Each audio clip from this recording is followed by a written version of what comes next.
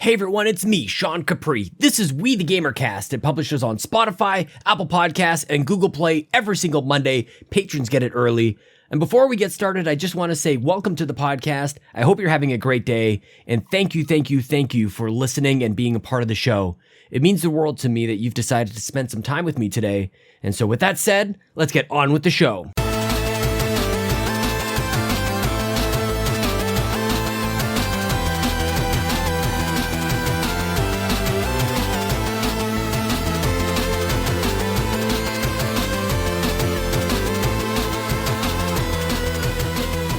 I don't even know what to say. I've decided not to do the hey. I've decided to change things up here a little bit. That's muscle memory kicking in, and I'm fighting against the muscle memory, you guys. Welcome to We the GamerCast. Publishes, of course, every single Monday on Apple Podcasts. I've already said the thing. You already heard in the intro. We're changing things up here a little bit because here's the deal. It's 10:38 in the PM as I record this, and it is often late in the evening when I record this intro, and I always feel like I'm screaming like an idiot for the intro when kids are sleeping and wife can hear and all these things. Nobody's ever said anything to me. I don't know that I've ever woken anybody up. There was one time. There was a time when Lincoln was a baby, and I actually, oddly enough, I was in the middle of the day and I just wasn't thinking. Woke Lincoln up, and that was not a good day for me or Lincoln or anybody in the house. And I don't know. I think I'm going to be, for long-time listeners, you know what I'm talking about. If you're new, by the way, here's the deal. Every week I have sweet hangs with a stranger from the internet. We talk about life and video games. And if you want to be on the show, you can tweet at me at Sean Capri, Sean like Connery, Capri like the pants. Now, intro is going to change up here, I think, probably forever. I think the screaming hey at the beginning might be gone. I'm not sure. You guys let me know what you think. Obviously, don't judge it entirely on this one. This is a first go. We're gonna maybe swap it up a little bit here. I just don't know if I can scream. Hey, also, throat not doing so great this week. COVID test came back negative. I should be good. Just a bit of a, kids are at school, licking doorknobs, like eating dirt and whatever the heck, and then picking their nose and putting it in my face. That's my life right now, you guys, and I couldn't be happier. Haha. You know what, though? You should be happy as well as I am because Court Lalonde is my guest today, and I had a wonderful chat just this evening. I'm gonna actually see, by the time you hear this, Court and I will have broken bread together. We're about to meet up in Toronto along with Matt from Assemble and with Matt from the PlayStation Drive and with Ryan from also the PlayStation Drive and the Xbox Drive and Yumi Capri. You guys know this. There's a bunch of us going to be meeting together over the course of this weekend in Toronto, and I'm really excited. It's so awesome, man. This is awesome. So I'm excited about that. I'm excited for you guys to hear this conversation. And before we get over there, I want to give a quick thank you to all the nearly 70 patrons over at patreon.com/YumiCapri that make this possible, that make all the everything that's grandiose about all this stuff, everything that's better than it has been, is thanks to Patreon. And I want to give a special thank you to our Capremium producers, Dallas Ford, Lee Navarro. He's the fearless leader of the Phoenix Overdrive Extra Life team. And by the way, join the Phoenix Overdrive Extra Life team. The show notes have all the links that you need. I would love it if you guys join the team. We raise like $10,000 a year. You need to be part of it, whether you can join us physically or virtually, whatever. Join the thing. The links are there. Jonathan Brown is the third Capremium producer, and he's the man behind the music on the Xbox Drive and the Nintendo Drive. And you can support Jonathan Brown at youtube.com/PMENT. Our platinum producers, Robbie Bobby Miller and Trucker Sloth, and our gold members, Argo, Benji Kong, Brendan Myers, Dallas Robbins, Dano, Emily O'Kelly, Foolish Fuji, Joel Brooks, Jose Jimenez, Mac Time, Marcus O'Neill, Mr. and Mrs. Nasty Boots, RJ Kern, Skinny Matt, and Xavier Reyes. I really appreciate every single one of you guys. If you enjoy the show, if you're not one of those people, if your name was not listed there, and if you're one of the people who hasn't already jumped onto the Patreon, patreon.com/YumiCapri, for $1 a month, you can support the show, get all the things all on one feed, and for $3 a month, you get exclusive content as well. One thing I should say as I head on into Toronto, I'm excited because Ryan and I we're gonna be chatting about some stuff. We're getting through sort of like heavy video game time right now, but we're celebrating. We're gonna come up on a year pretty soon here, as the Yumi Capri kind of thing took off last April. So big things. I've got big ideas. So stay tuned for that. And you know what? I think we're just going to go ahead and get right on into it, guys. My conversation with Court is, we go all over the place, but he's a good old Canadian boy, but is he all that Canadian? Stay tuned to find out. You should click on all the links in the show notes, follow him on Twitter, do all the things. And here he is, my new friend, Court Lalonde.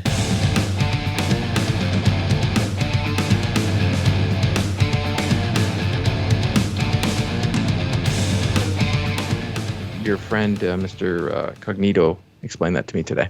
Oh, really? I interviewed him today. You did? Did. For what? For Assemble XP. Nice. Oh, dude, he's just like, he's running the circuit. He does all the things. Well, him and Matt are pretty good buddies. Yeah, that's where I first saw Matt, actually, was on ILP. Yeah. He told me to say hello to you, and he told me to take lots of pictures tomorrow. And if we see stuff of Silver Surfer, to send him. And he said he'll see you in New York. Yeah, man. Yeah, and I believe him when he says that, too. Like, sometimes you're like, yeah, we should totally meet up. And you're like, you're not going to meet up. This guy, he means it. I think so anyways. I could be fooled. I don't know. So we just, after having you on, you said something on the podcast to us that it hit me in my brain. And I was like, okay. You said we needed to be different. Every podcast can be the thing and do that thing. So I listened to yours weekly. I didn't put in a question this week. And I'm not going to lie. I'm very anticipating meeting Ryan. Yeah. Because I felt like he doesn't like my questions, which is fine. Are we leaving your questions out? Oh, no. No. He answers. He always asks questions. I'm actually, I put that we're all going to be best friends because I'm like, Ryan's going to be my best friend. I'm going to make this happen. I don't know. I'm one of those people that likes being liked. It's like psychological. But anyways,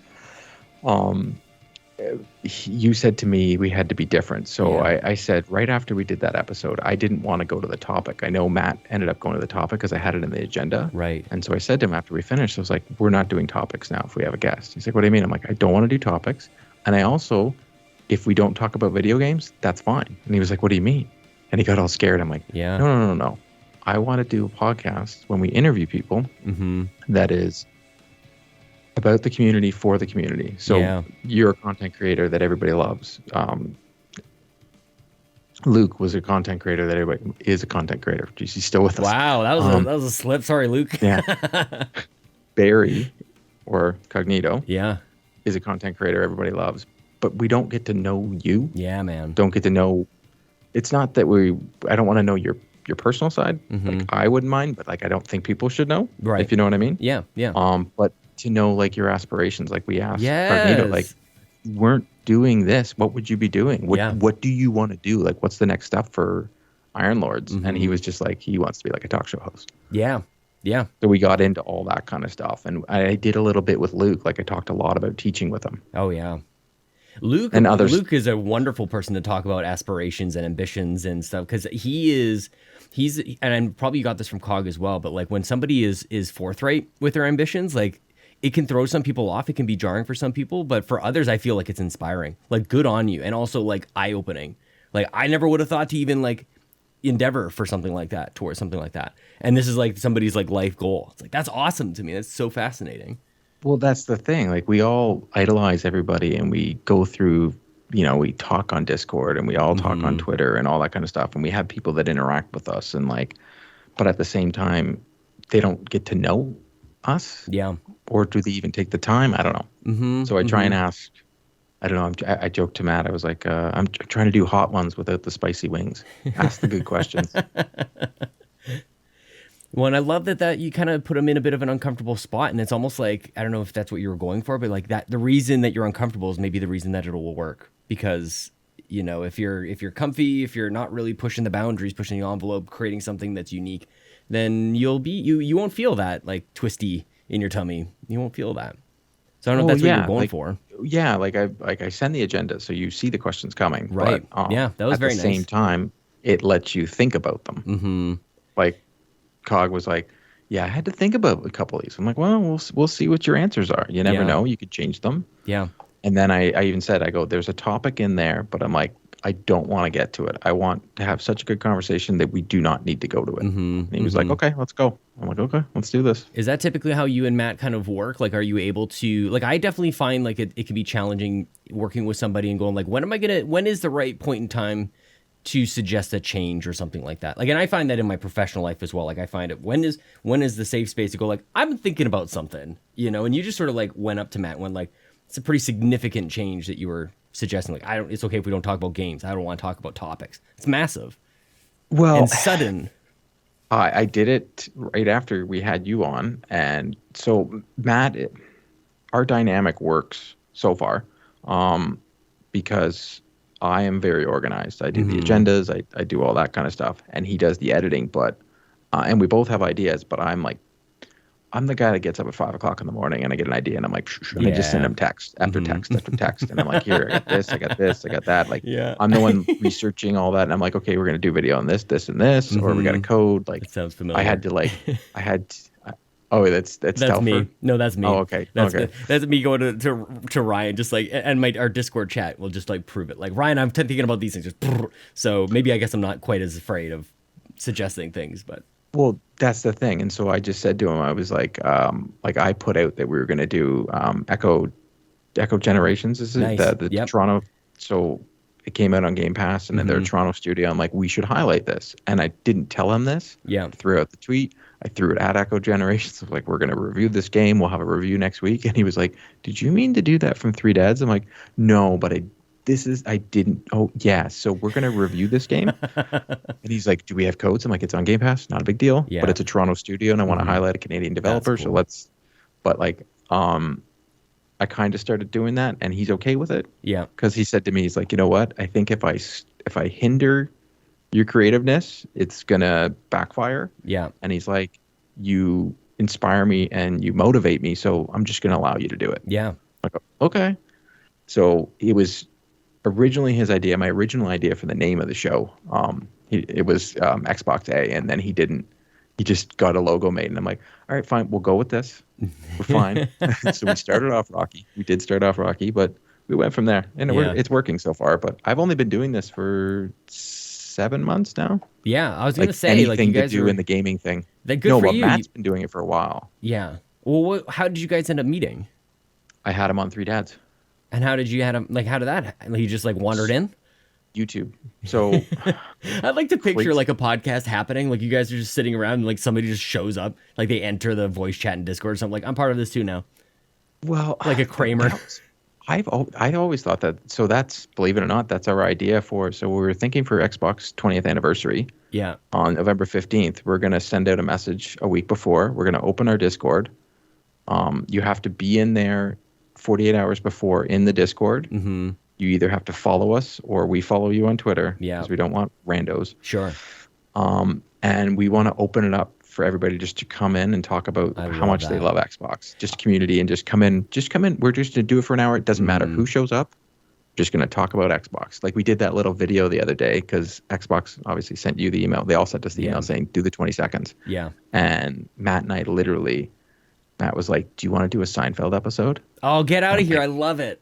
That was the idea. Oh, so that's so where that funny. What are the whole, chances and I was like, and so then I looked at him. I didn't say anything. I grabbed the warthog from behind me and I started playing with it. And then we just went. And that was all one take. Like, it was just all, he edited it out, but like we just went with it. I love it. Yeah. Okay, so wait, how did you guys meet? I joked about wondering it.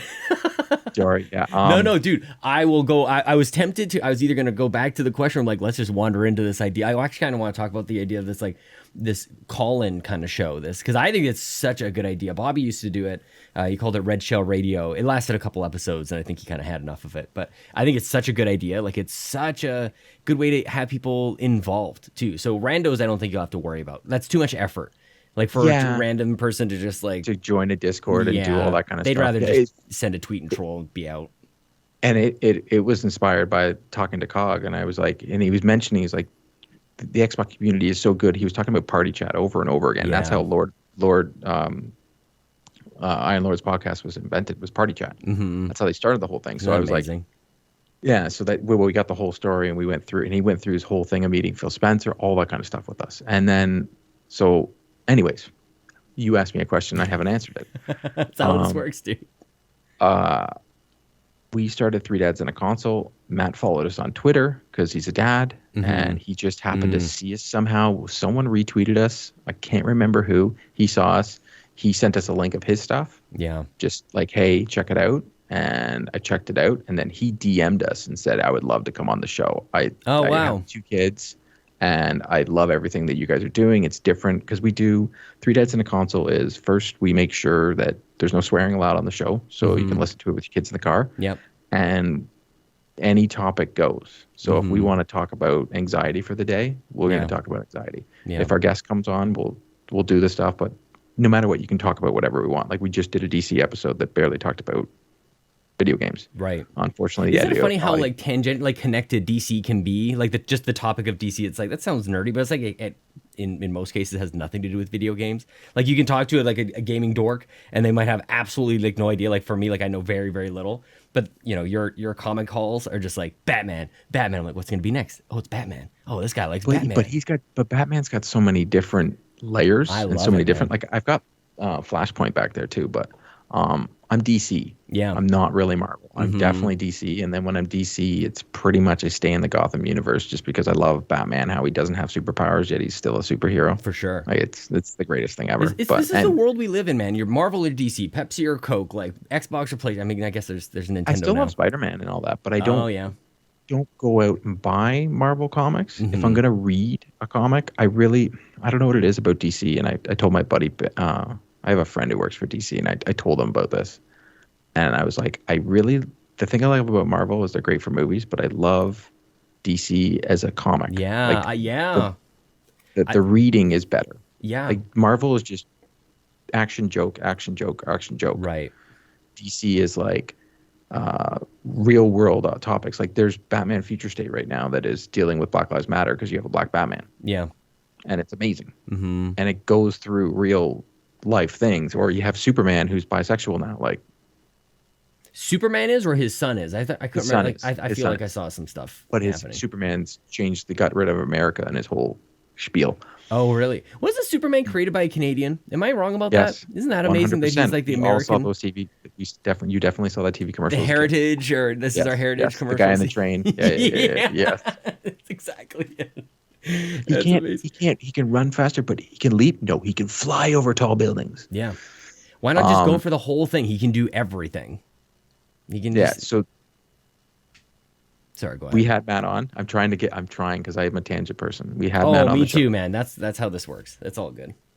I had Matt on the show, and then after that, we just always talked on Twitter, and we would share his stuff through Three Dads. And then I messaged him one day. I was like, "Hey, you want to hear something hilarious?" He's like, "What's that?" I'm like, "I'm subscribed to your show. I like your videos. I even follow your stuff." I'm like, "I hate wrestling." He's like, "What?" I'm like, "I don't care." He's like, "Are you kidding me?" I'm like, "No." I'm like, "You do some comic book stuff that I really like." And he was like, "Really?" I'm like, "Yeah." He's like, "Well, most of my people on my channel don't." I was like, "Well, that's the only stuff I do." And I'm like, "I literally will turn the volume off on your wrestling videos and just get you the view." Yeah. He was like, "Seriously?" I'm like, "That's all I do, man." I'm like, this morning I listened to your podcast at the gym, and I had the video on so that you get the view. So then he literally asked me for my phone number one time because he's local in Ontario and I'm in Ontario. And then he sent me a video saying, "Here's my idea for a podcast. Do you want to do it with me?" No way. I love that. Okay. Yeah. And then I talked to the guys at Three Dads. I was like, "I've got an opportunity here. Yeah. Matt's asked me to do this Xbox thing. What do you guys think?" And they're like, "Why are you coming to me?" I'm like, "Well, we do a show together, and the last thing I'd want to do is piss anybody off." And they're like, "No, go for it." And after episode 2, Xbox Canada, Anna, she emailed us. After episode 2. That's I was it? like, okay. Yeah. Wow. But Matt was already followed on Twitter by Xbox Canada. Sure. I just popped my cherry yesterday. They just followed me for the first time. After that 4-minute video. Yeah. They really liked it. Nice, man. Look at you guys. I love that story. Just let me just introduce myself a little bit here. I'm actually pretty bad at that. I'm kind of a hypocrite about it as well. Like I ask people to do that for me. Like text me to be on the show. Like I don't do that to anybody else. I don't go like, "Hey man," and I should. Like I think that's totally courageous and fearless to like go to somebody else and go, "I like what you're doing. Can I be on your show?" Like just do that. There's no harm in it, and there's no like weirdness to it. I don't think it sounds just totally natural. Look at the beautiful thing that came out of it. Well, yeah, he texted us, messaged us, and I watched his YouTube stuff to make sure he wasn't a weirdo and all. Of course. He ends up being a weirdo. Some sort of vetting situation. Definitely a weirdo, but yeah, we all are. Yeah, and then from the guys from Three Dads, Waba is a streamer he streams NHL. He's a EA game changer. Like he's pretty crazy. big deal in the NHL community. And then Pez used to run a webpage called Days of Yore, which is huge in Boston Bruins Twitter. And I ran Bruins Diehards. Yeah. And that's how we all met, us, because we're all Bruins fans. That's wild. And then I'm like, I retired from the Bruins side due to family conflicts. Yeah. Pez was like, we should do a show. I'm like, yeah, but I'm like, I don't want to just do a video game show. I'm like, I want to do a show for the dads that can't catch up on IGN or be on Twitter or anything like that and listen in their car like I did with Kind of Funny when my daughter was first born. Right. And I stopped listening to Kind of Funny because they swear so much. Yeah. Yeah. It's just different audience. Really why I stopped. Yeah. Just different kind of show. But I like the guys that just can't listen with my kid in the car, and my kid's in the car a lot. Yeah. I've been listening to some pretty wild music with my kids in the car these days. Like, it's so funny because you think about, I don't know, like nursery rhymes or whatever, just really kiddie stuff, and like that's not what we're listening to in the car these days. And like every now and then I'll test it out. And my daughter's a screamer. She just like, she's got like this. If she doesn't grow up to be like a metal singer of some sort, it'll be disappointing because she's got like lungs on her since day one. And I'll throw on like, I don't know, not that this is metal, but like I'll throw on some Linkin Park and I say, do you guys like this? They're like, yeah, like listen to some more. And I put on another album. I think they're called Anchor or The Anchor or something like that. It's this girl, just guttural, like she's got this scream to her, and they both love it. Both my son is 4 and my daughter's like 2.5. She's gonna be 3. Well, she'll be 3 next month actually. They're so young, dude. They're so little, and they love this music. Mine's just turning 5 in November. Oh my god, how's that been? She doesn't listen to metal yet, but I do. I you know what? I have a video. I like it. I have a video I can send you. I put on Metallica on vinyl. Yeah. And she went nuts to it. Like, she does this guitar thing. Yes. Oh my God. I love it. It's phenomenal. But I'm not. I guess they can listen to rock. It's, what's weird? Would you let your kid listen to like Jason Derulo and all that kind of stuff?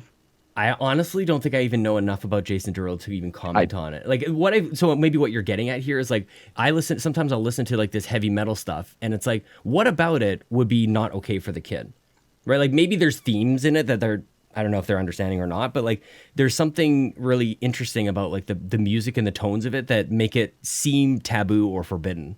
And it's like, is that real? Like, do the kids pick up on that, or do they just like, Lincoln comments, he's like, this is fast. And so like, do you like the drums? And he's like, I like the drums in this.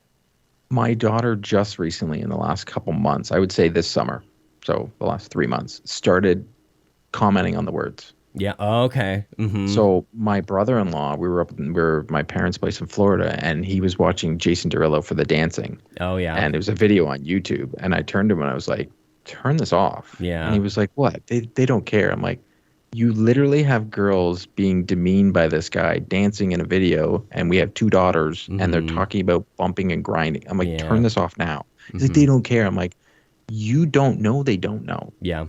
So never assume that your kid isn't smarter than you think. Yeah. Because, God, I don't need them to know this yet. I don't need her to grow up yet. I want her to play with dolls. I want her to play with whatever. She can play with G.I. Joe. I don't care.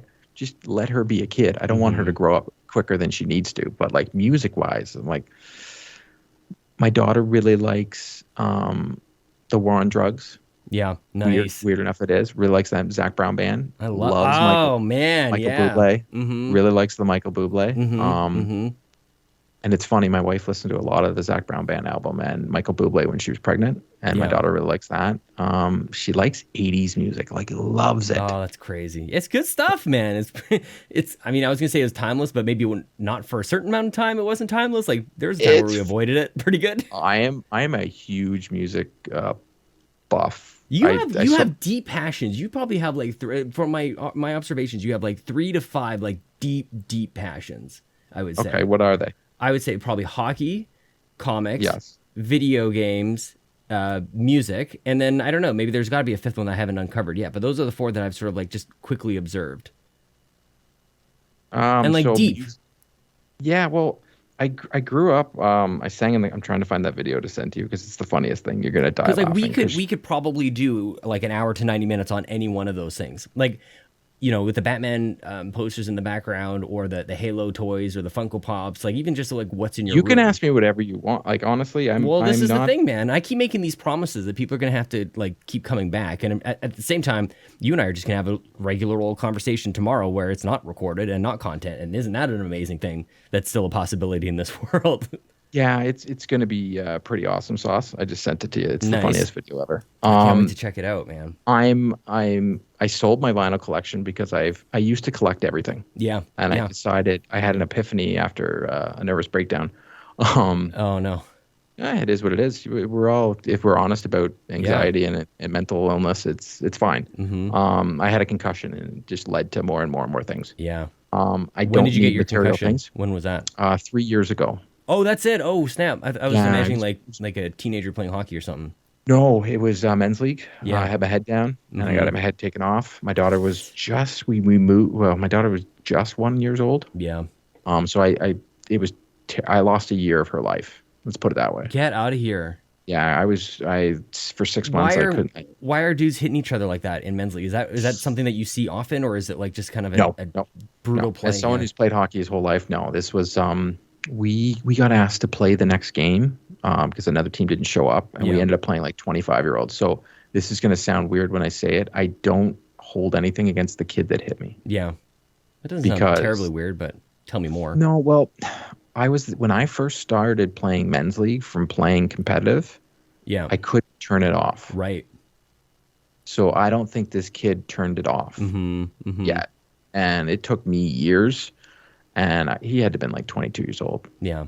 He even laughed when he did it, and no one does that. Like, he knocked me out cold, and he laughed. The whole team laughed at me when I was being carried off the ice. It is what it is. Oh, my God. I suffered whiplash.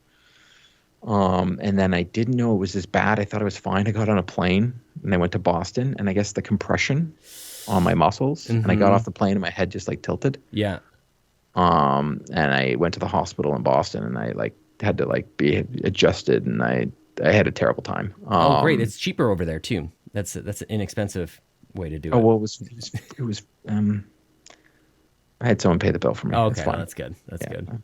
Cousins. Anytime anybody mentions any form of like healthcare in the States, I'm like, I don't understand this. That sounds very expensive. You probably have a second mortgage on your house. I couldn't drive at night. It was vision brutal and stuff. Yeah. Well, it was, and then the mental aspect kicked in. I suffered from panic attacks before, and I had it under control. Yeah. And I couldn't control it anymore. Yeah. Like, I couldn't control anything. Jesus, it even gets me all just talking. But anyways. Yeah. It really messed with me, and I lost a year of her life. So then I decided that I needed to change who I was and change how I am. So I no longer was negative about things. And it was funny. I talked to Cog about this today, how he's like, he has this rule where he goes through people's tweets. Yeah. If someone follows him, he only follows them back if he can find positive tweets in their last 10. And if they're not, he doesn't follow them. I like that. It's a pretty dogmatic kind of discipline to it, but I'm starting to cater my list to that as well. Like, I don't have time for negativity and stuff. And I'm also trying to be mindful of what that means. You know, like, I still want people to be critical about things. So I want to hear people's, their thoughts on a variety of topics. But yeah, people are just being dinks to each other. It's kind of different. Yeah, if the last 5 things that come out of your Twitter is you telling someone how bad they are at something. It was like, it sounds weird, but that whole Uncharted thing today, I was like, no one's seen this movie, and you're already saying it's the worst movie ever, and you'd rather have Nathan Fillion when you never, like, really? You haven't even seen it. Yeah. It looks like an Uncharted video game. Last time I checked, those games are fun, so the movie probably isn't going to be that bad. Yeah. Like, watch it first. And doesn't it get boring to just, like, movie trailer comes out, onslaught of negativity? Like, doesn't that get just sort of like, you've done this before? Well, negativity sells. Negativity sells. You get more clicks out of a negative click. I guess people are posting articles about how bad it looks. Like, that's the one thing that's just like, you could do a YouTube video. This is how well I've catered my Twitter list, man. I didn't see any of that. Well, think about it. You can do. Well, I didn't see much of it. I saw bad bit, like. You see people responding to other people. Yeah, that's true. That's a good point. You could do a video saying the Uncharted trailer looked awesome, and you'd get 10 people to view it. Totally. Uncharted trailer was a disaster, and you get 1,000 hits. What the heck, man? Donald Trump was president. Like, that's all I gotta say. Yeah, it is. But you know what the thing is? Because that is a sort of deflating kind of realization to have, that such negativity is the thing that will sell and people will gain attention to it. What I have found, even just through doing this, though, is like that there is an audience, and a really wonderful one, of people who are just sort of like seeking that. There's people like us, Court, who are just like tired of all that garbage, and they're finding the other stuff. So when you're having people on your show and you want to discover like who that person is, it's like people are hungry and very thirsty for that content because they've seen it all before. So if everybody's just doing the same thing, sure, it's working. It feels like a short-term plan as we're still very new to this social media world. And maybe there's something to be said about building communities really around like the positivity. Like, is that what you want? You know, like you'll get the views, but like, do you want to have a bunch of, you know, pitchfork people who show up to your negative videos, like representing your community? Like, to me, it's such a no-brainer. It's not even funny.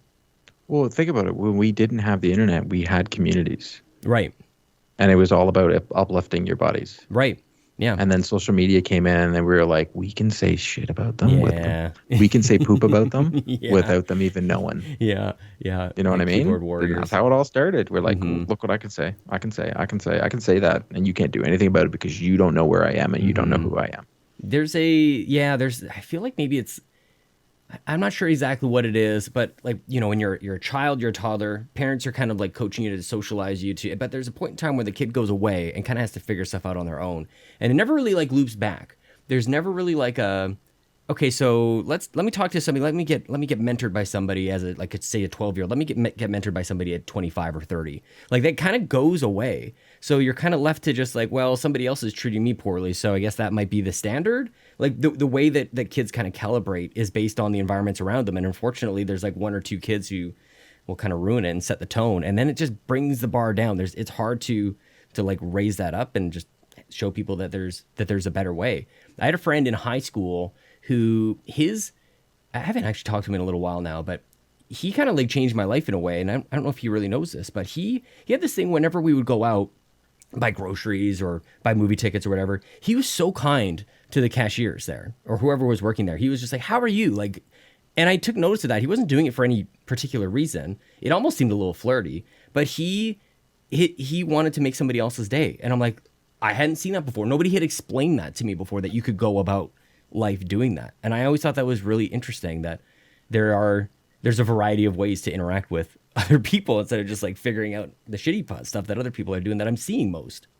It's odd you say that because I go out of my way to say, have a good day to the Tim Hortons drive-thru person. Yes. Because they're always miserable. Mm-hmm. They're getting dunked on. Like I worked for Enterprise Rent-A-Car for 10 years when I first got out of university, and you get dunked on like 24 hours a day. That's all it is getting dunked on. Yeah. And I learned that I'm like, no, like people don't realize just because you're having a bad day doesn't mean you need to give it to the other person, because it negativity breeds and negativity spawns, and it becomes this thing where if you're giving your waitress an attitude, she gives it to everybody else, and it just keeps going, and that whole restaurant becomes this whole negative melting pot.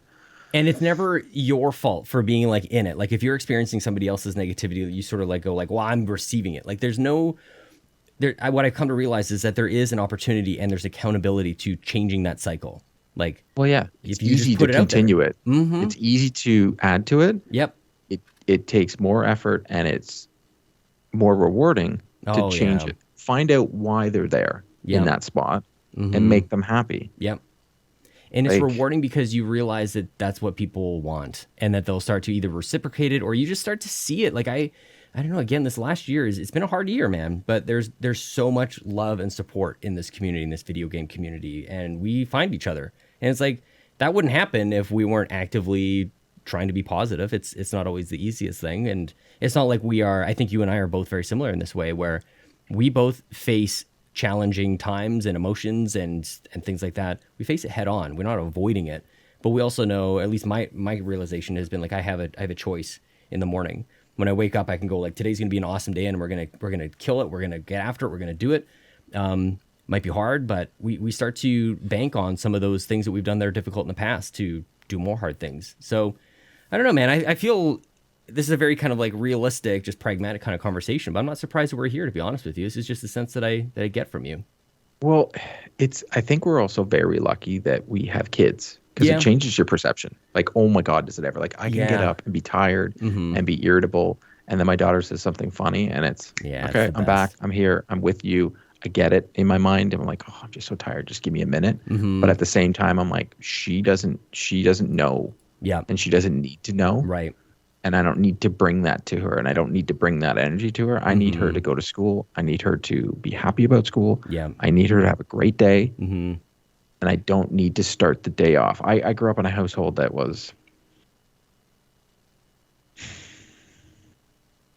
I don't know how to explain it. It was very combative. That's a good word to call it. And there was a lot of yelling in my house. Yeah. And I don't want that for my child. Yeah. And I know we always say, "Oh, I don't want to be my parents," but you know what? Sometimes our parents are kick-ass, and we should want to be like them. But Totally.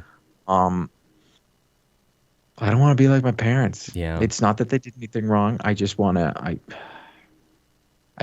never want to say maybe. I only want to go and deal in yes and no's. Yeah.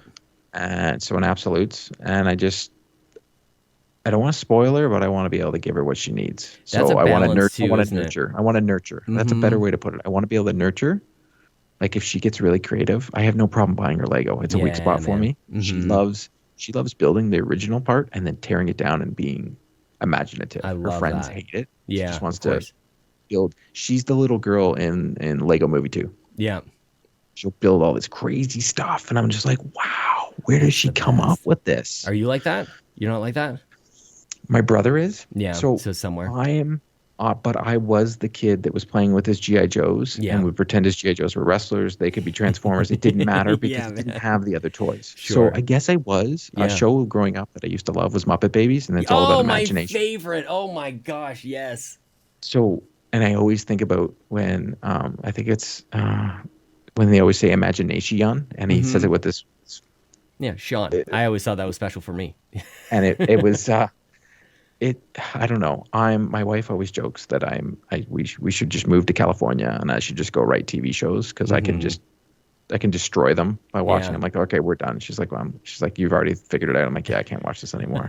Like I was messaging someone today about Midnight Mass and how everybody loves it. And I'm like, so have you watched it yet? I haven't. No, I'm so far behind on TV, man. So there's a part near the end, one of the last episodes, and I haven't watched since, where they changed the lore, and the person's like, "Well, there is no lore." I'm like, "No, any show and any story is creating a lore as it goes through." Right. Because I took media English. It was one of my favorite classes in high school, and I'm like, they set a precedent saying this is how things are done, and then I guess to move the plot along, they changed it, and I'm like, what? And the person's like, you just get past it. I'm like, no, I can't get past it. Yeah. Like, how can I get past it? They just did that. It's just like when I watched some shows that everybody loves, like Sons of Anarchy, and I'm just like, so you lost me after season 4 because you just, I don't know. Shows should never, unless the writer has it in them, don't go past season 3, and also don't blow your load in first episode. No doubt.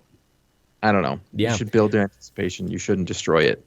I like this notion of we should have higher standards for the media that we have. And I feel like in general, like TV, in general, seen by hundreds of millions of people around the world, we sit back, we eat our popcorn, we drink our drinks, and we just kind of like take it and we just watch it. And we don't really like, I don't know that there's people talking about, like there's water cooler conversations that happen about this show or that show, but we don't really talk about it. And I don't think the same way that, say, like podcasters do about video games. Like we're gonna break down like The Last of Us. Like what did this symbolize? We do book clubs with our video games, and I don't think that happens with TV so much. And what happens in the end is the standards kind of drop, and that's really where when I say like I'm behind on my TV, it's because I kind of noticed that a while ago.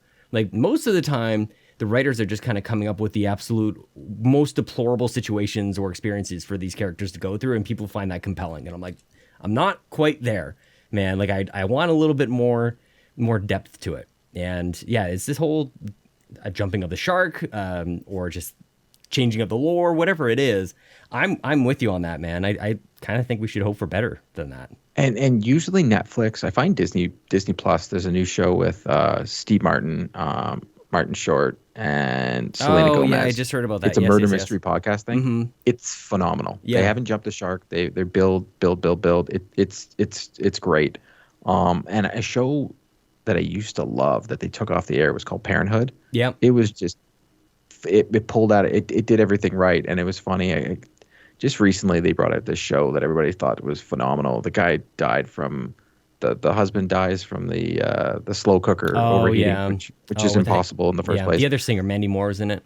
Yeah. Yeah. Sorry, I just couldn't. I was just like, wow, it's just you're being sappy for the sake of being That's sappy. what I'm saying, man. It's just like you're willingly like, and look at us. So We you're started allowed the to have conversation happiness. like we should be positive. We should put all the positivity out there. And we're like, look at But all this the is stuff that different. people like that sucks. This Actually, is well, no. This is different. So like comedies and stuff they're there for a reason. But I think that society, the writers realized if we do this, they eat it up. And this goes back to you can make a negative video and you get 1,000 likes. Yep. Or you can do a positive one and you're 10. So the writers are like, we can't do a positive show. No one's going to watch it. Yeah. But yet a show like Brooklyn Nine-Nine, yeah, one of the greatest things we've ever seen on television. It really is. Wrong time for it. Yeah, you can do a positive show. Even if you look at Seinfeld, there's a lot of positivity in it. Yeah. They're letting everybody know this is what not to do. Yeah, exactly. On every episode. They're just deplorable people. Exactly. Yeah. But it's great. Yeah, man. It's phenomenal. Like that show is still genius. And Curb starts next week, and I'm excited. Oh, I'm down. Oh man, I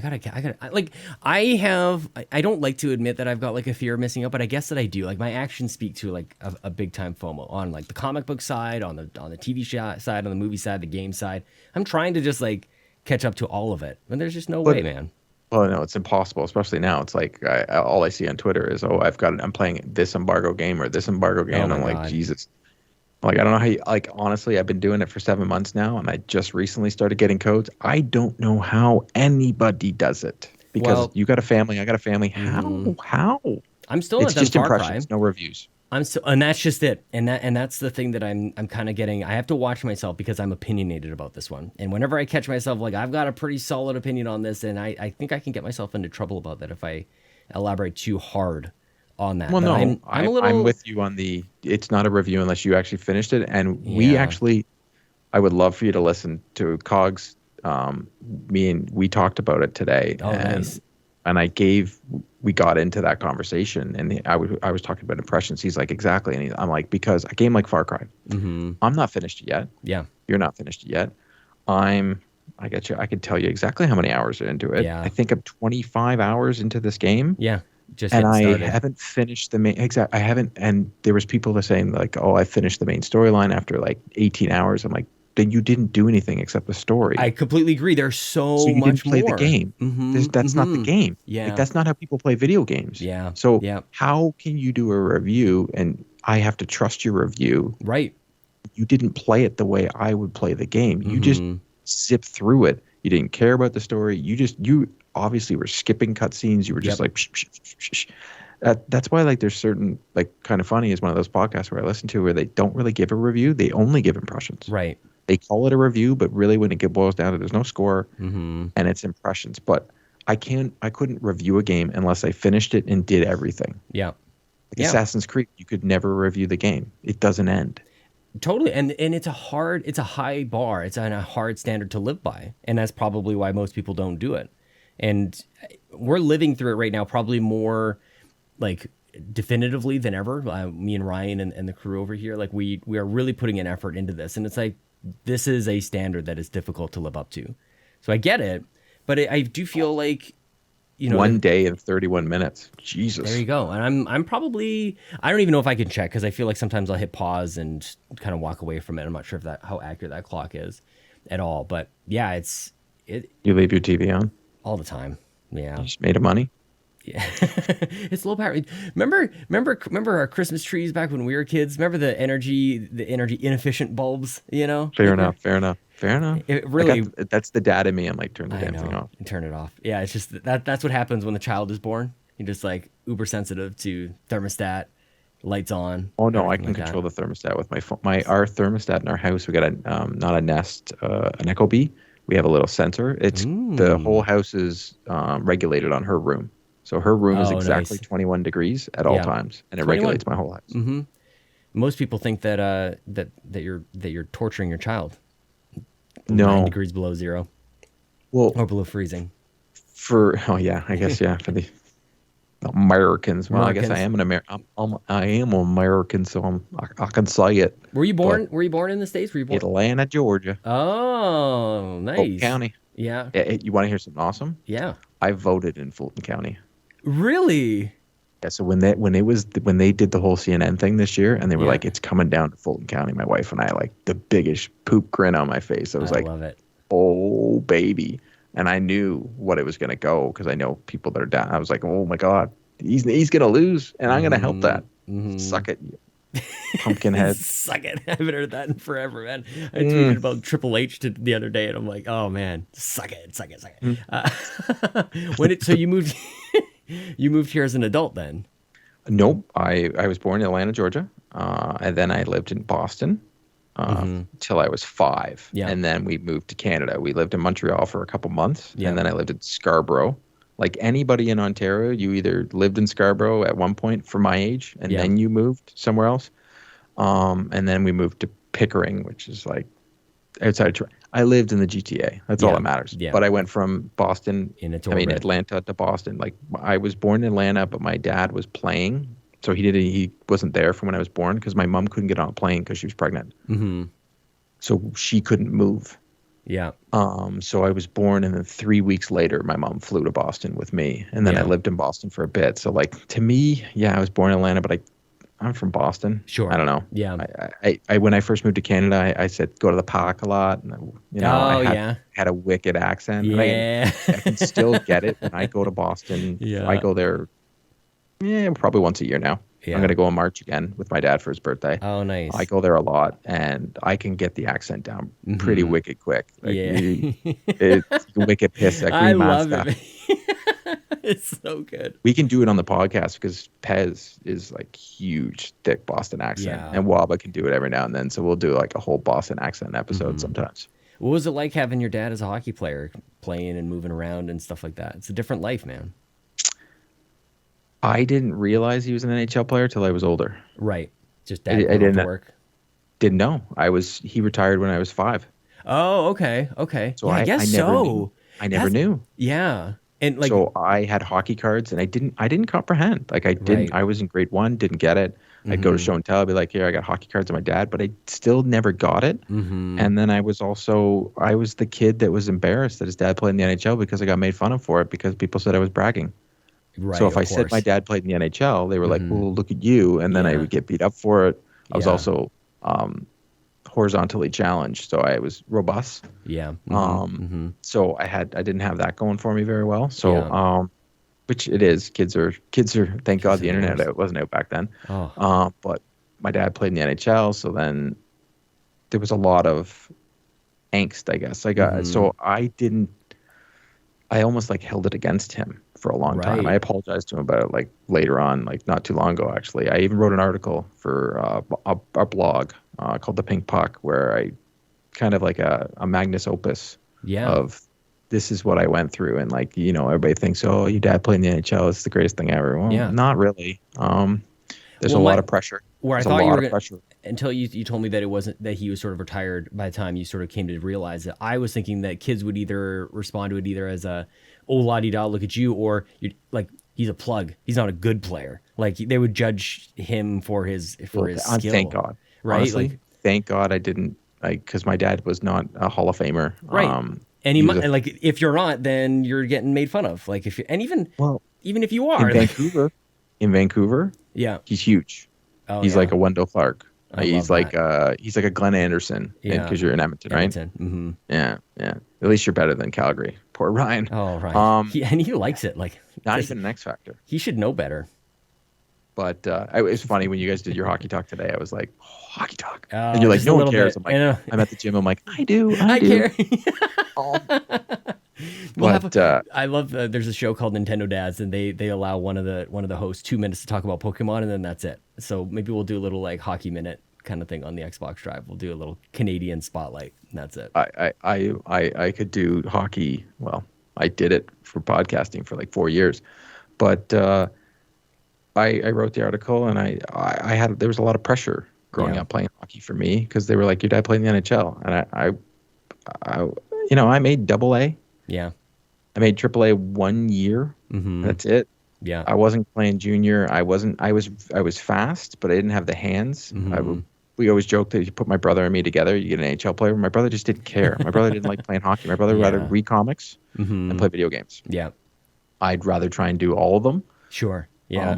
As my dad said, I had the hockey sense, I had the passion, I just didn't have the skill, and I just wasn't there. So, what about the work ethic difference between like when you would have been up and coming versus like when he played? Like I feel like the workouts are completely different.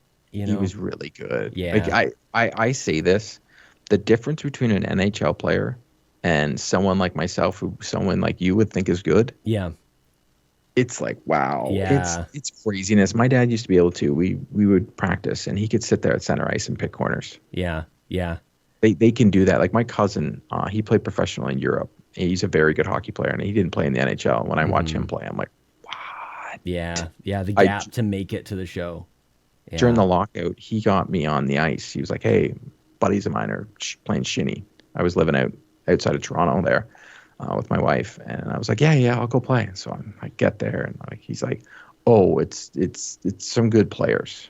So we walk in, and I sit down, and I look through the dressing room. It's all NHL players. Get out of here. And I look at him, and I'm like, dude. And he was like, oh, did I forget to mention that? Stop. Like, oh, come on. I'm like, all right, whatever. I'm like, all right. So I get it on the ice, and one of the guys that we were playing with, he turns me, and he still plays now. Yeah. Very good player. He's like he's in the league now. Most of these guys are. Yeah. If I said them, I'd be that name dropper guy. Sure. Yeah, and I understand. So you're playing with kids, really?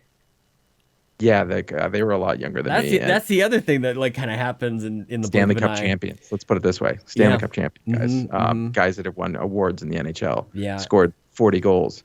Yeah. He says to me, he goes, just put your stick on the ice, and I'll get you a hat trick tonight, and I'll make you look good. And I'm like, oh. He's like, no, it's all right. And he wasn't kidding. I would skate up the ice, and it would take me a while to catch up to them because they're that much better than me. Yeah, so fast. And then I'd just put my stick on the ice, and he would shoot pucks, and he was so good that he'd tell me how to tilt my stick, and it would go in. Yeah. Just another level, man. Holy cow. Yeah, like when people are like, oh, that guy's a plug, or that guy's just a fighter, I'm like, yeah. That plug, that fighter could skate rings around you. So that is also one of the things that I stopped doing the hockey podcast, because I have this, it is a bias. I'm very player for the player. Right. So when someone's dunking on a guy or whatever like that, that's fine. You're allowed to. But when they say stuff like, oh, he sucks, I'm like, meh. Yeah. If you want, you can say, yes, he misread that play, or he coughed up the puck. But saying he sucks is a little bit different, because I always think about, like, he has kids. Yeah. Or could have kids, or he has a family. And you're saying these terrible things about a human being. Yeah. And thinking it's okay because you are part of some tribe that is a fan of this hockey club. Yeah. Get over yourself. And that's just my opinion. Yeah. People can fan whatever way they want. And I think it got more and more, and became like an anger inside of me. And I was like, you know what? I'm done. Like last night, I didn't watch the Bruins game because I was like, I'm too tired, and I knew I was staying up tonight. And then I'm like, you know what? I don't need to watch the hockey game. I'll just watch the highlights in the morning. I'm still a Bruins fan. It doesn't make me less of a fan.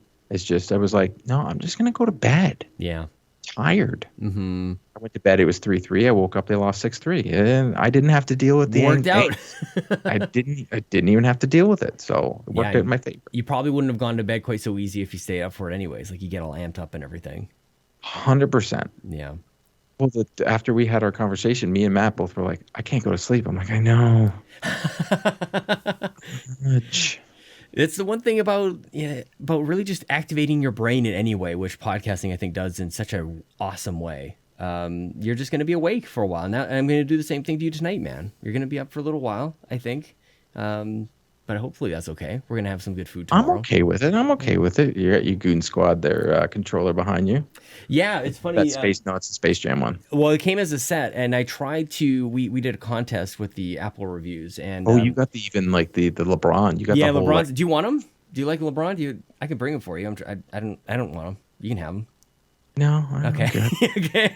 Anyways, we did a contest. You got the fancy package. I tried to ship the one of the controllers out to somebody who won the contest. This guy's in Australia, and they told me it was going to take 3 months to get it there.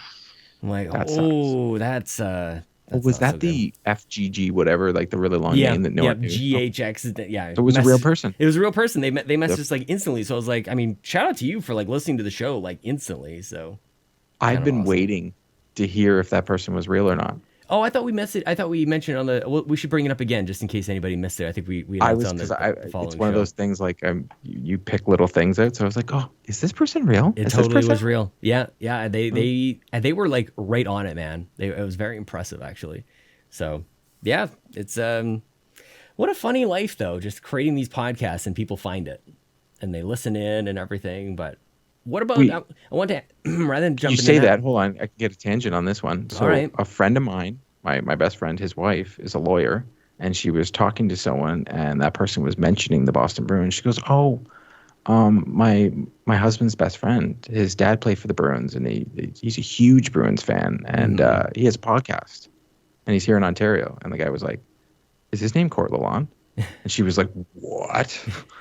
And he was like, "Oh yeah." He's like, "I listen all the time." I'm like, he left all of a sudden. She's like, "Oh yeah," and she had to explain to him. And he's like, "Tell him I miss his podcast." And I was like, it was weird. That's awesome though, like that, because you never really think about it until you really like spend some time about it. But I don't know about you, like I create this stuff and I don't really think, there's probably going to be somebody listening to it. It's kind of the best part about it is that it's you set the time aside with somebody else. Yeah. Like for Three Dads, I hope that a parent, and it doesn't have to be a father. Unfortunately, in this industry, it's male dominated, and and it's not purposeful. Yeah. My wife, she couldn't care less about video games. It is what it is. She lied to me when we first started dating. She did say she liked video games and just didn't go there. But, yeah, because you're cute. Whatever. That's why. She wanted to stroke the ego a little bit. Yeah, well, we all need it sometimes. Yeah. And we've wanted mothers on Three Dads. We want the female perspective. And honestly, I've even put out tweets. I can't, like, I don't get responses, and it sucks. The only big ones out there are Andrea and Renee, and we've asked, and it is what it is. It's not going on. Hey, we got Mega Ran. That was cool. Mega Ran's the best, man. I love that. But that's just it. It's coming more and more. Kato's a mom. She's on Nintendo. I almost call it Nintendo Shack, Nintendo Drive. And I love having that other perspective, man. Like she's diving into Animal Crossing like nobody's business, and her channel is just like rocking it. Seems to be a huge thing. Animal Crossing. See, I'm not Nintendo at all. I don't even know a Switch. So what's that like? They hurt me. Yeah, there it is. They hurt all of us. They hurt all of us, and you have whatever it is to at least acknowledge it.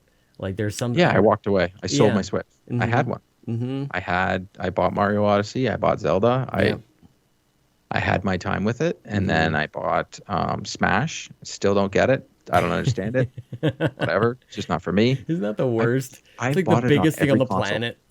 I bought it on every console. I could never get into it. Yeah. I could never get into it. I'm like, I always like it for like a week, and I'm like, oh, what am I doing? I don't like this game. Yeah. I liked Street Fighter back in the day, and I don't anymore. Yeah. I don't know. Because you'd play it at sleepovers. You'd play it with friends and stuff. You'd all be around the same TV. Arcade. Yeah, there you go. Yeah, with a bunch of people. It was a community. Street Fighter blew my mind the first time I saw it. Like, we came home and we were doing all the moves. We were little kids and we were showing our mom, like, there's a 100 hand slap man, fireballs out of his hands. Like, I had never seen anything like that in my life before. We also learned the moves and was told the moves via the grapevine without the internet. Yeah. And like, even the instruction booklets didn't have all the moves.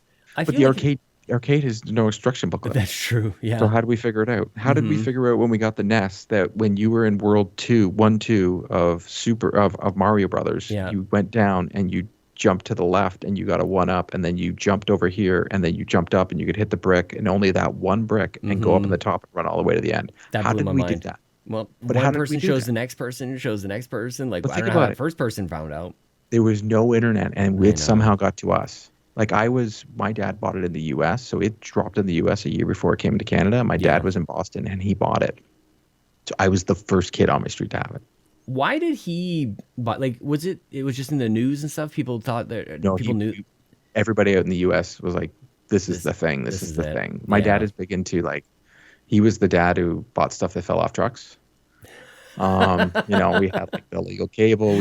But we always had the latest, like, DVD player and all that. Yeah, it's not that. So, we had a Nintendo, and it was the coolest thing ever with the robot, and we had our light gun was the gray one. Everybody else has orange. Ours was gray because it was from the U.S. So that's wild, man. I don't know. It's very cool, but and just Those are the instantly in days. love. You and your brother. Your brother is more into games and comics now. Yeah, but I was always able to.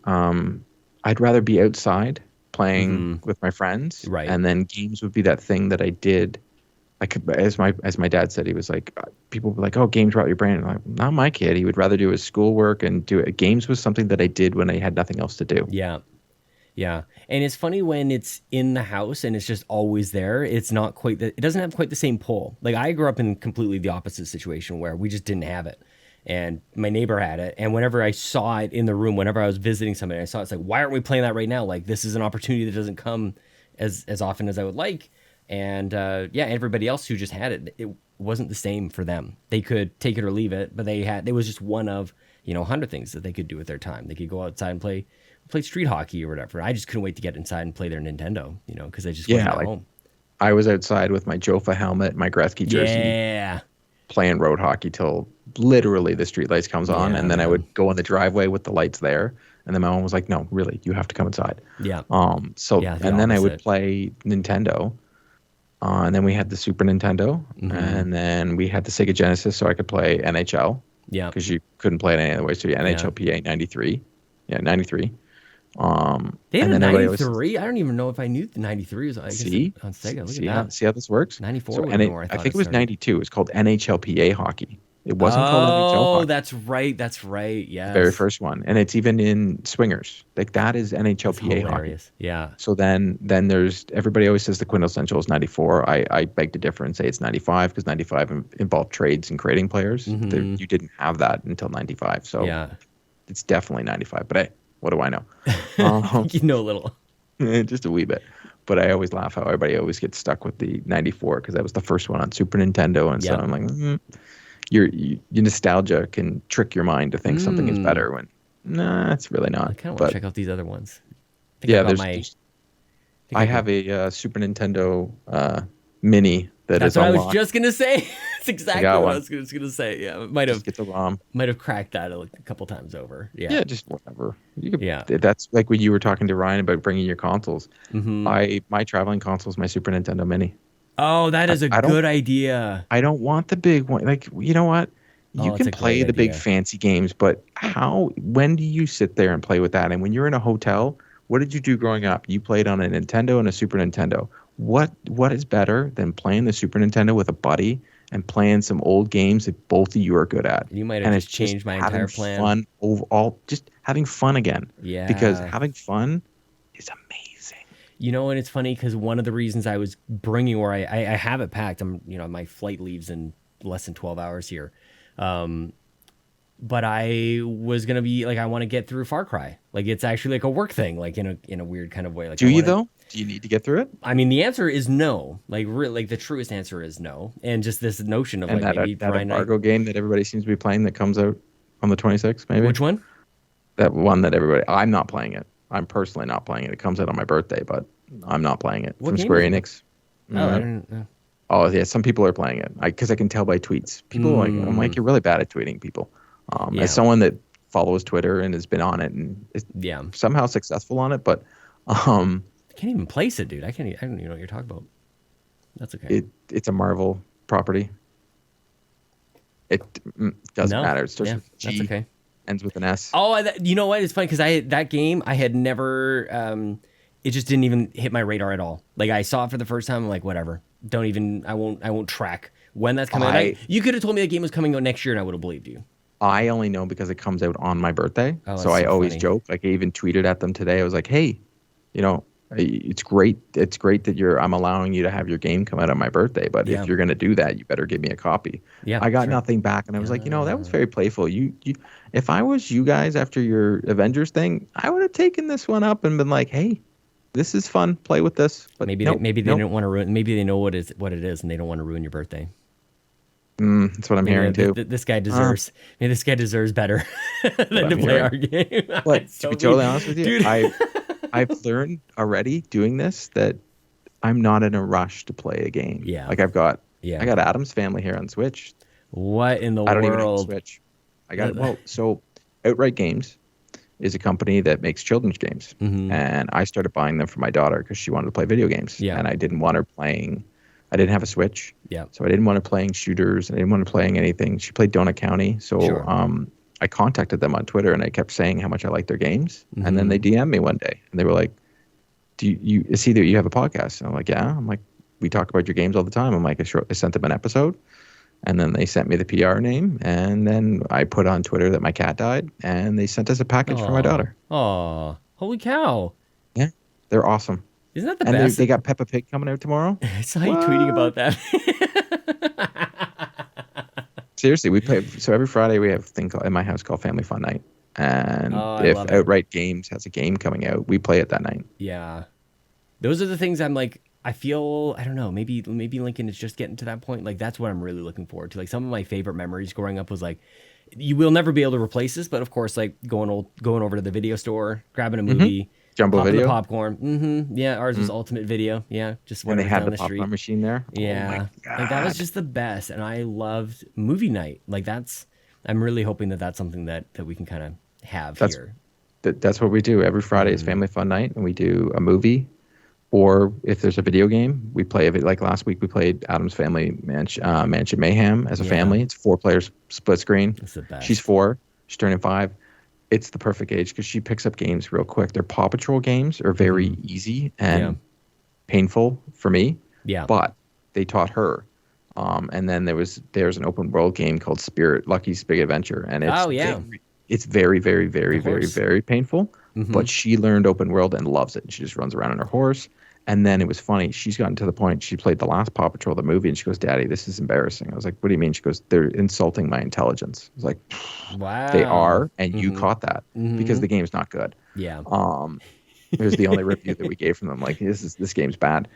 It was. It's very bad. But take your daughter's quote and put it on the review. Insulting my intelligence. Yeah, I did not put that out there. I just said she didn't like it. But I don't like go back to me suggesting the Super Nintendo. Think about it. You could play old school Mario Kart and use Toad and cheat the whole thing and just keep winning. And Ryan would be like, "What is going on?" I think Ryan would beat me at anything. Like that one thing. The one reason that I wouldn't want to do this is because whatever game I put in, Ryan's going to beat me at it. You know, he's an RPG master. Pick something else. What else is there? You know, back then. NHL. Neither one of you are good at it. But hold on. But NHL, neither one of you are good at it. Punch Out, neither one of you are good at it. It's probably true. Yeah. You could even play an old game and say, let's see if we can finish Aladdin. Or let's see if we can finish the Lion King. Oh, I can't even finish the first level. I can't even do the first level. For Lion King, you can get to the giraffe thing, and that's about it. You can't get any further. My wife is good at that game, but there's a lot of games. My wife, too. That's so funny. I bought it for her last year. She's like, I love these games. I'm like, they're not enjoyable. They're like, pull your hair out. I don't think that they're enjoyable. No, they're bad. They're IP. Bad. Like, that's it. You just like the cartoons. You just like the drawings. That's like a mutual friend of ours, Mr. Babbitt there. He loves his Bloodborne and stuff. And I'm like, I got beat up when I was a kid on video games. I don't need to do it as an adult. I do. I'm with him on that one. I'm all over the place, man. I like to, sometimes people like to think that they can predict what I will like and not like. But I don't know. I feel like. I'm not predicting. I'm just giving my. I know you're not. But... If Microsoft PR sends us Elden Ring codes, I will not put it into my console. Wow. I don't even try. Care. Oh, man. I wouldn't even try it. I would literally put out a tweet and be the most popular Twitter for the day of, hey, follow me and you're going to get a code. Like, we'll put you in a contest. Just give it away. I'm not playing that game. Thanks, but no thanks. I think I don't have time. And Far Cry is a perfect example that I'm playing it right now. And Matt kept going, hey, are we gonna play Guardians? And I'm like, I'll play it. Yeah. But I'm not gonna go out of my way to play it because I'm still playing Far Cry. I'm loving NHL. Yeah. Like, I'm loving that game. I don't know why. I haven't liked an NHL game in years, and I'm loving that game. Nice. I'm playing a ton of it. Ton. And I'm like, okay, well, Far Cry, I'm still digging. I'm not annoyed with it yet. I'm liking blowing up things. I'm clicking off the map, just going through and pulling it down. So that's a Ubisoft. I love it. And honestly, Riders Republic is fun too. Oh, the trial just started. I love it. Yeah, I just downloaded it.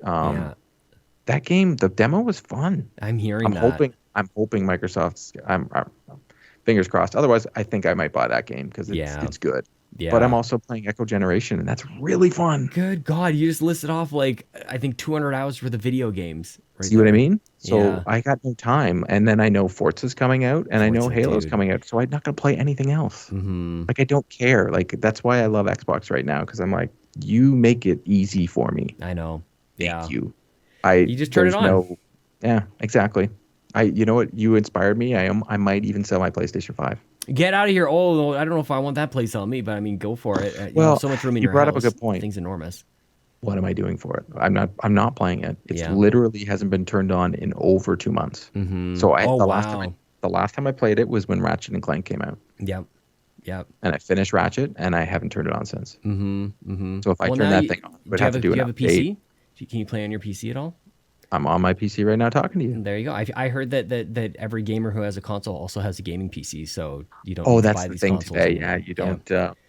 Yeah, some people are very angry about, and I don't get the console wars, but I will say this: the Xbox XCloud, they don't run as well. And No. I'm hooked up Yeah. direct, and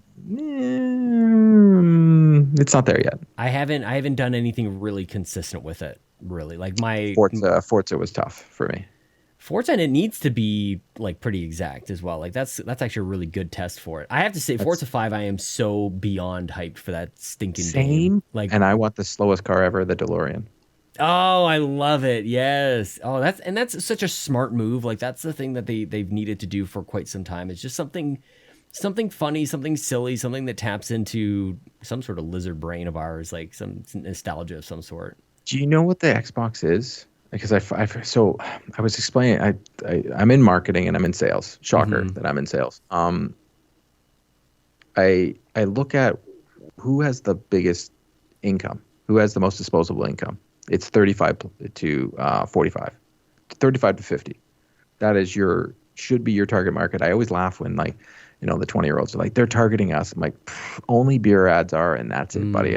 I hate to tell you, the only thing that's targeting you is clothing and beer, and things that are bad for you, like vape, Yeah, energy cigarettes, and drinks. stuff. Mm-hmm. Yeah, that's the only person that's targeting you. I'm like, consoles are not targeting you. They're targeting your parents, Yep. so they can buy that console for you and all the peripherals and all that.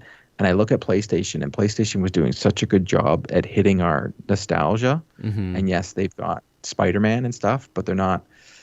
Xbox does a very good job at hitting all those buttons. Like I had this, we all like the best technology and we want all this. And Xbox is like, hey, we'll give you Dolby Vision. We'll give you a Dolby Atmos. PlayStation's like, you don't need that. We'll just give you the game. And we're like, yeah, but you're charging me a lot of money for that game. Like a lot of money. Like for us in Canada, $90 a game, that's a no I for have me. not crossed that threshold yet.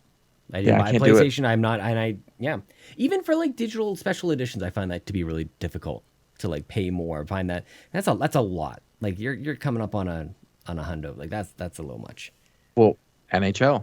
If Xbox wasn't gracious enough to all give us codes, I was not buying that game because I saw the price tag and I'm like, it's coming. In my mind, it's coming to Game Pass in 6 months. That's exactly that was my mindset as well. 10 hours on the trial. I'm good with that until the whole thing kind of comes out in Game Pass or the Vault or whatever later. Mind you, I'm loving it. And right? So love doing a 180 like that. I love, and that's the beauty about keeping your mind open to something. And Game Pass, of course. And the way I look at it is, I'm like, to reward Xbox for rewarding me and being generous enough and being fantastic to the community, I've bought the expansion pass for Forza. Yeah. I haven't played the game yet, but I'm like, you know what? The developer deserves it. Yeah. I'm like, I want to support, and that's also why I want to play Echo Generation. It's a Toronto developer, it's a Canadian developer. I want to support local, and their game ends up being good. So I hear a lot of people are doing that. I feel like a lot of people are tapped into that notion of they get something that is seemingly free, and they want to go the extra mile to support the devs or the publishers, or just to show some appreciation for it. Well, it's so many people are out there so quickly to dump on them. Like I even feel bad for CJ Project Red. It wasn't developers. Not a good week for them either. Yeah, it never is. Is it? Yeah, another delay. Yeah. You know what though? Finally, they're doing them.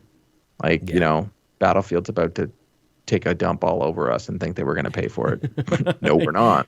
When is that supposed to come out? Like I feel like it's just a matter of time before that delay happens. It's got to be. It's supposed to be November, and they've got time to do it then. They've got time to push it. End of February. It'll be wide open. If any company is not going to push anything and they're just going to ask for your money, it's EA. EA, I know. Well, every now and then they do something that, like, shame. They have no shame. You know, back to something about you were talking about before about like the money kind of situation. I feel like there's a timeline associated with it. And it goes back to, I used to be big into PC gaming when I was a kid. And it's like, I had either the money to either like do it one time of like buying this super expensive video card. And I had all the frames back then. It was like 800 by 600 resolution. But Ryan, but Sean, how did you get your games when you're on PC? Did you burn games? Some of them, but the ones I remember, we didn't know back then. We didn't know. Oh, we knew. Whereas we knew how we were destroying our LimeWire. Oh man, could you do games on LimeWire? I don't know. Well, at a certain point, it wasn't worthwhile for me. At a certain point, like, oh dude, it wasn't even. It's just like I can't have my computer die again. But anyway, at a certain point, I realized, okay, if I'm going to keep playing on PC, I need to spend another like $600-$700 on this thing for a new video card. And that turned me into a console player. And I feel like the same kind of thing will happen for all these people who are spending. And right now they're saying, I'm okay with the game being $70 in the US or $90 here. That only lasts so long until you just look over there and you go, oh, that is like way cheaper. And you kind of just like change lanes. I look at it this way. So Game Pass costs us what? $130 for the year, right? Yeah. Something like that. It's like $130, $140 for the year. You play 2 games. I know. You've already, and I've played so many, and I've found games that I never would, like Donut County is a perfect example to me of a game that I never would have played, never would have purchased. Yep. And I've finished it more than once. Yep. It shouldn't make sense. It shouldn't be a thing. Like the way, like any way you look at it, it should cost way more. It shouldn't have as much choice. Like they should have screwed it up by now, you know. And there's little cracks, little fractures here and there where a game will sneak in there and it's not very good, and people will take their shots. They're like, oh, is this what it means to be on Game Pass? It's like, not really. It's just this is kind of the numbers game. I hate the mantra of it. Oh, it's a Game Pass game. I'm like, what does that mean? I'm like, we're all praising Ratchet and Clank. Ratchet and Clank is an 8-hour experience. So is that a Game Pass game that just happens to be on PlayStation? Like, I think that that's one side of it, and then there's games like Back 4 Blood where I'm hearing like that's a perfect Game Pass game, and I love that. You heard the same kind of thing like, oh, it'd be perfect on Switch. You heard that a lot back in the early days, like, oh, that game would be perfect for Switch. I'm supposed to say I filled in for you the other day, and I got to play when you did not, and I played with Luke and Mr. Badbed himself. Oh, for Back 4 Blood, because they were making fun of your sickie. I'm not gonna lie. That's fine. That's Sean Sickie. Yeah, whatever. They can go hang out and I don't. It's so funny. There was I don't know. I don't really do that too much these days in terms of like that side of the friendship, like the guy friendship where everybody shits on each other. I'm like, I'm kind of done with that. They weren't. I can tell you this. I don't do that either. They were more of having. It was all out of love. Of course it is, and I don't. Again, I hope it's Oh yeah, no. I know and it was funny because they were busting my chops more than anybody else, and I was like, "It's because I'm new," and they're like, "Obviously, you don't know our weaknesses yet." I'm like, "Well done," because that's what guys do, right? We poke at the weakness. Well, maybe this is an assumption, but my experience, like especially hockey guys, like, is that a thing? Like, there's the chirping is a thing. That's a thing. See, that's a thing I don't want to do anymore. Mm-hmm. So I don't want to do that because I don't want my daughter to do that. Yeah. As my wife said, it cracks me up though, man. Like, you guys are quick. We're terrible. Honestly, I was a butthole. Like I was. I was a butthole. Well, I try not to swear. I try. I try my best. Yeah. You're gonna notice that about me. I don't like to swear. I think I don't know. It's beyond. If I don't want my daughter to say it, why do I say it? Sure. Yeah. It's my thing. People can swear around me. I don't. It's not like I take offense to it. I just try not to. I use other words, and sometimes it comes out funny. Yeah, mother, father. I use mother, father a lot. Oh, mother trucker is the one I go to. But yeah. Well, you're in Alberta. Like, who are we kidding? Yes. Yeah. Just gas. Yeah. Just let me drive around in my truck for no reason other than to record a podcast. That makes absolutely no sense. Bah. Just an idiot. Why do people tune in? I didn't even think of that. Yes, but it's a good gimmick, and you should keep up because I really like Fender Bender. There was a point when it started. I gave you the Fender Bender today. I was like, I gave you a Fender Bender. Yep. Marc-Andre Fleury definitely plays for the Chicago Blackhawks, and their goalie is definitely not him. Yeah. It's the goalie from Grubauer is the goalie for Seattle. Just See, to give you. yeah, I don't even know what, like, funny thing happens every once in a while, like just the most insane brain farts when podcasting, where you're just like, I'm talking. No, You just have to say the end of the sentence, but wasn't not him. a brain fart. It was a total brain fart because in my mind it was I was following what was happening with Seattle because Carey Price was maybe kind of hinting that maybe he might want to go there, and that whole thing. He did want to go there. His family is there, but they didn't want to take his monstrous contract, and now he is taking a mental break from the NHL, and it's a good thing, and I hope the best for him. Me too. I have a jersey I bought after the Canadians beat Toronto. Oh, I've got a autographed photo in my mini hockey Hall of Fame in my basement. Maybe I'll bring it on my flight. Maybe I'll wear my Habs jersey on the flight. Yeah, I'm gonna. No, I wouldn't let you do that. So as a hockey thing in Toronto, as much as their team is an embarrassment to the hockey world, they like to chirp even though they don't have the right to. It's funny as a Boston Bruins fan who lives in the Toronto area. I literally can take a dump all over them all the time. And I don't anymore because it's almost like too easy. Because the team I cheer for has broke their hearts on more than one occasion in grandiose fashion. Yeah. That's you're up 4-1 with 3 minutes left in a hockey game and you lose in overtime. Then you're up 3-1 the next time and you still lose in said hockey game. That's it's just well, no, you guys have Stanley Cups. Think about it. That's true. That's true. You have a Stanley Cup. You also have Connor McDavid. Yeah. But you don't have a womanizing, pants dropping as your superstar. You just have a decent guy. Is that what he's doing? I'm not even Mr. Austin, Mr. Matthews. Mr. Austin Matthews, who had to pay like millions of dollars to a security guard in Arizona because he dropped his pants and hopped in her car. Oh, no. He took his pants down, hopped in her car, and everybody just passes it off like it's no big deal. And as a father to a daughter, I'm like, this guy's a creep. Yeah, once a creep, always a creep. These kids didn't grow up with Pee Wee Herman like the rest of us did. Oh, God, you just gave me a movie theater thought in my brain. That's terrible. Speaking of like days before the internet, like how did we all find out about that? Like everybody just somehow knew, and it turned out like, wait, that was true? Entertainment Tonight. Yeah. It's hilarious. You know it. Don't do it. History will repeat itself. You got to learn from, what's his name? Paul something. Mr. Pee Wee Herman. Wow. Good times. Yeah, well, it was a good show until he was gross. Yeah. But yes, I would say don't wear your Habs. Yeah, you know what? Not. You do you. No, if they say I wasn't being serious. You do, and if they say anything, you'd be like, "What happened last year in the playoffs? That felt awkward, didn't it?" Yeah. Well, I like my jersey. I feel like I'd catch somebody on a bad day or just an average Toronto day, and they'll just like rip it off me. No, Toronto isn't as scary as it's made out to be. I've lived it. Yeah. I lived down there for a really long time. Yeah, it's not that scary. People are nice. They are. I take it all back. It's like I found it weird. There's a lot of perceptions about Alberta across Canada, as you probably know. Yeah. And I remember being in Calgary not too long ago, and someone said hi to me at the crosswalk, and I was like, "Can you imagine? Look at that!" I was so touched by it. I was like, "Oh, thank you. Hi, you how are you?" Like, do you know what people say about you? You are completely opposite from the general. Yeah, they think you wear a red hat that says, "Make Canadians great again," and you don't. You don't. They're like, well, actually, or you might. Yeah, you never know. But who knows? Good times, man. Well, hey, dude. I think you're gonna come back. I'm just gonna say that, whether you like it or not. Okay. I think we're gonna eat some good food tomorrow. I appreciate you taking care of all that. Yeah, it's gonna be exciting. We did the thing. It's gonna give you heartburn. I gotta be careful about that. I'm a weakling. Okay, so you just don't get the Louisiana chicken. I'll help you on the menu. Okay. It's a great place. I'm sharing a room with Ryan. Like he'll just have to, put his headphones on or something. Oh, I have Razaprozol. I literally take for. That sounds very strong. It is. It makes sure you never have heartburn. Okay, heartburn is not what I'm worried about actually. But we won't get into it. It's the other. It doesn't go like up. Anyway.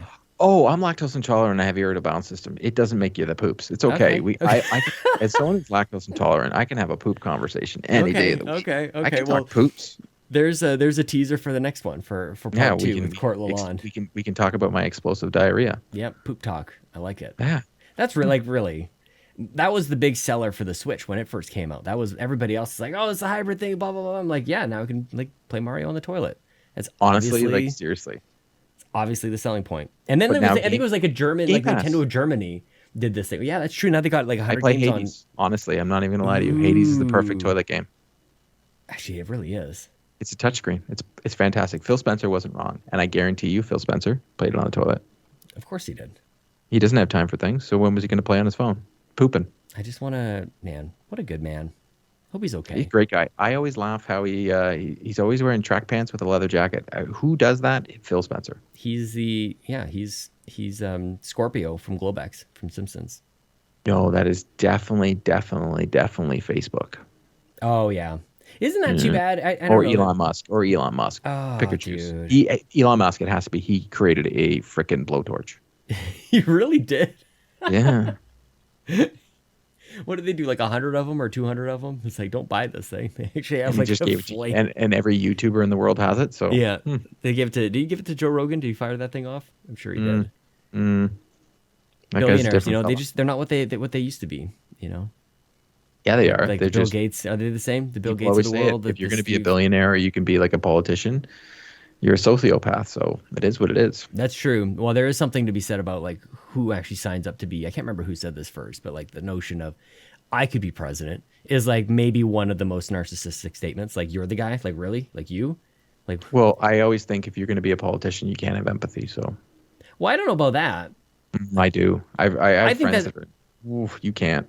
I Think think you about can this. have, and I think you actually, I think that's where it starts. Actually, I think that's one of the like you are idealistic and you want to like serve the community and things like that. I think that's where I the think heart it of starts there, but I don't think it leads there. And when you are able to make a decision, Jesus, this is going to be a rabbit hole. If you are able to make a decision to actually like kill people and Yeah. you're okay with that, Yeah, do you have empathy? yeah. I think you probably do. I think you probably maybe have more than you are accounting for, but you still have to have that overridden by something else. I don't know if you I have don't it. think I It's could ever gone. make that. I don't think I could ever do it. I don't think I I think- could either. I I have think a I'd hard pee my time. You ever pants. played Frostpunk? It's almost like a city simulator, but it's like in the frozen iceland of Russia or something like that. And it's like you've got to keep these people Whoosh. warm, and it's really hard. And you're just like, well, if I do this, these people will live, but those people will die. And if I do this, then these people will live, and those people will die. It's like, what? Who created this game? That's not what I want out of my games. I want like life or death situations, and you can hear them screaming and writhing. I want in Far pain. Cry and I just blow things up Seriously, yeah, like. and run over dogs a lot. I was gonna say, like, man, I'm attacking a lot of dogs, and a horse got ran over by a truck the other day. My No horse good. gets run over by my car that I call in all the time. All the time. Let alone the cockfighting. By the way, I don't think I've heard Yeah. anybody really talk about this. This Well, they have, but is pretty you know vicious. what? We in North America can't throw stones at what other cultures think is okay. I really truly believe that, unless it's genocide. completely Unless agree. it's genocide. Genocide's bad. Yeah, obviously. It's real bad. Or eating dogs. Don't I do think that. that's how I should start these episodes from now on. It's just like if we could just read a list of the things that we think are bad in the world, just to be clear. Genocide, bad. Racism, bad. Just general bigotry, bad. Yeah. Just to be. The rest of it we can figure it out. Okay, well, why don't we end it there? And you and I can chat about this more about Louisiana barbecue tomorrow.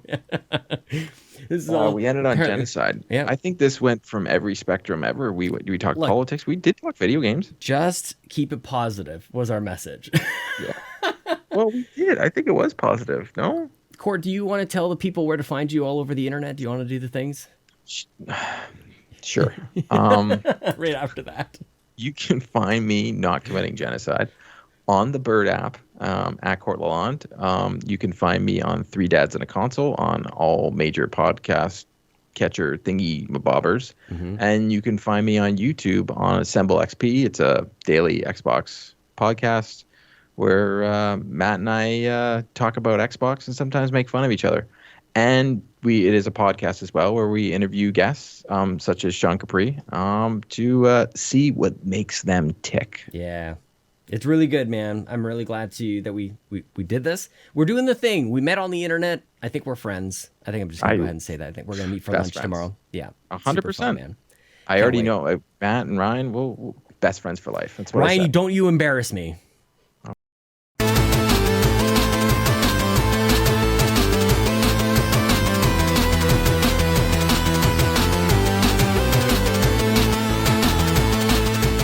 We're going to go on a bit of a journey here in the last couple of minutes, guys. So stick with me here. Thank you to Court for the great conversation. Thank you guys for listening. We're going to I need to talk to you about something. Something just kind of came up in my mind as I went from recording the intro to lining that up to now here we are. When I was a kid, I felt like I was always kind of like looking at things a little bit differently. And even as an adult, I feel like I do things a little bit differently than other people. And when I think about when I was less confident, that was like really not a fun time to like look at something at the same thing as somebody else, a situation or a problem, or just a way about going about something, even like the clothes to wear, the things to do with your free time, all those things. I always felt like that was like doing things different was weird. And as the years and decades have gone on, confidence has built up. I found good reasons for the differences. I found that that makes me who I am. I think this is part of growing up. But even with all of that said, there are still moments where I recognize or maybe discover just how differently I go about doing some things, and how what is normal to me can be completely alien, foreign, or even weird to other people. And my response to that differs. It varies depending on a variety of reasons. I'm not entirely sure what is going to preclude what or whatever, but every now and then I kind of go, why am I doing this weird? And then I'm in this moment, the reason I'm telling you this is because I'm actively like working through this in this very moment and reminding myself that I should always look at my actions, my decisions through a critical lens. But sometimes if it is different, it doesn't mean that it's bad. It doesn't mean that it's the wrong way to do it. Sometimes I might discover whether or not something is objectively better. It's actually not what I'm really talking about here. It's actually like has to do with fun. Something that I might want to do that could be fun to me might sound like a waste of time or too much effort or something unnatural, something that somebody else would not do with their free time. And that's okay. But you know what? I'm going to do weird stuff. It led me to this, to be honest with you. Doing weird stuff, doing things a little bit differently led me to do this, doing things that I wouldn't think to do otherwise. I'm going to continue on this journey. I appreciate you guys being along with me. You can follow me on Twitter at Sean Capri. I'd really appreciate it if you support the Patreon, patreon.com/YumiCapri. I'm going to Toronto. I'm going to have a great time. I'm going to meet with some friends, and that's that. That's not actually not what I was talking about. It sounds like that's what I was talking about. We end the show with this weird thing at the end. I'll see you guys next week. Okay, bye-bye. Jason! Jason! Jason! Jason! Sean! Sean! Sean! Sean, where are you? Jason! Jason! Jason! Sean! Sean! Sean! Sean! Sean! Jason! Jason! Jason! Jason!